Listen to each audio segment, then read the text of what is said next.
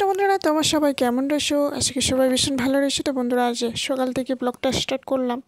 তো এই যে সকালের কাম কাজ আধা সেরে নিয়েছি, তারপর এদিকে আবার বাকি ছিল আধা। তো এদিকে স্নান করে নিয়েছি, স্নান করার পর এদিকে আবার ঘরের কাম, এই যে ঘর ঝাড় দেওয়া, এদিকে আবার ঘর মোছানো কাম বাকি ছিল। আর বৃষ্টির দিনে এই যে বাইরের কাদা মাদা সব পারে ঘরে ঢুকানো। বাচ্চাগুলো তো জানাই, এই যে বাইরের থেকে আসবে দৌড় দিয়ে ঘরে ঢুকবে, এই যে বাইরের ধুলাবালি ঘরের ভিতরে সব। তো এই যে ঘর সর পরিষ্কার করে আবার পূজার কামও বাকি আছে। তো এইদিকে ভালোভাবে ঘরগুলো মুছে স্নানটা ভালো করে পরিষ্কার করে তারপর পূজার কামটি সেরে নিই। পূজার কাম সেরে নেওয়ার পর তারপরে এই যে অনুরাধারে একটু গরম করে দিই দুধ। তো ওরে এই যে সকালের কাম কাজ সেরেই ওরে স্নান করে দিয়েছি। স্নান করে তো খিদা লাগে ততক্ষণ, তো রান্না করতে করতে সময় লেগে যাবে। এই যে দুধটা গরম করে ওকে আগে দুধটা খাওয়াই দিই, তারপর ততক্ষণ এখানে আমি ডালটিও বসাই দিই। ডাল এখানে মুগ ডাল, তারপর কালা ডাল সুন্দর করে ধুয়ে আমরা এখানে কড়াইয়ের মধ্যে বসাই দিলাম। ততক্ষণ আমি দুধটা ওরে খাওয়াই দিব। তো এই যে পাউডার শেক একটু ওরে এই যে মিলাইয়ে দিই, পাউডার শেক দুই চামচ মতো দিয়ে তো সুন্দর করে ও নিজে মিলাই নিল। তারপরে যে আমি একটু পরে ভালোভাবে খাওয়াইয়ে দিই।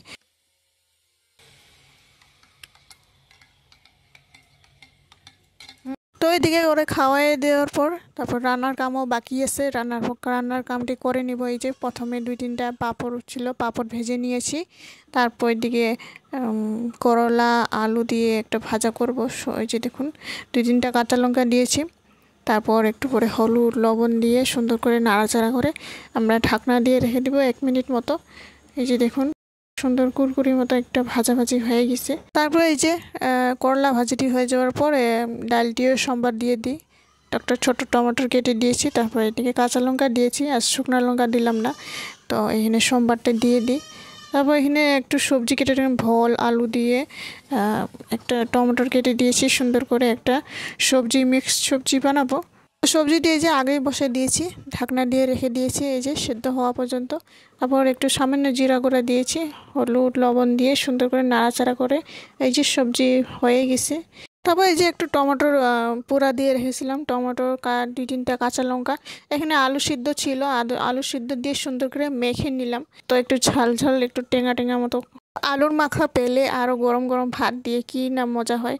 তারপর এই যে সুন্দর করে মাখামাখি করে ওইখানে গরম গরম ভাত, তারপর এখানে সবজি দিয়ে আজকের মেনু। তো বন্ধুরা, ভিডিওটি ভালো লাগলে অবশ্যই লাইক করে দিয়ে যাবেন।